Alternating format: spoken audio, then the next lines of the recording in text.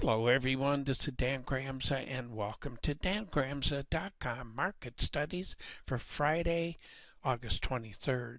Well, in these other indices, they went through stock indices, they went through their sell levels, and we'll talk more about that tomorrow.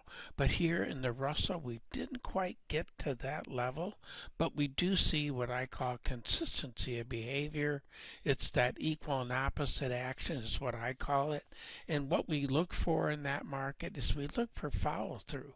But unless Powell says something that shakes people up on Friday, I don't look for a big day down in that market. And we look at currencies.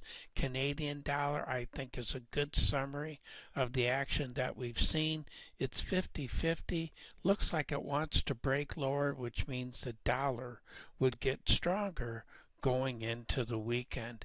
And if we take a look at gold, it's really cooling off here in that market. But look for an inside day. This overall structure is bearish, but I'm not looking for a big move to the downside. Copper's in the same boat.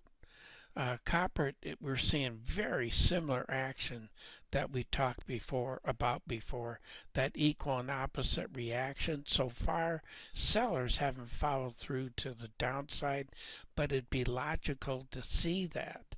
But so far it hasn't done it. It's resilient. Look for an inside to slightly lower movement going into the weekend. Now it did trade below its sell level. Dollar difference, $3,500 a contract in that market. And when we look at beans, we have some pretty good conditions out there for that market. And it did trade below its sell level. Dollar difference in that market, $350 a contract. Now it's approaching levels that we found buyers before.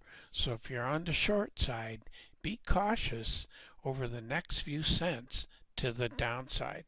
Well, those are my thoughts for today. Thank you for sharing part of your day with me.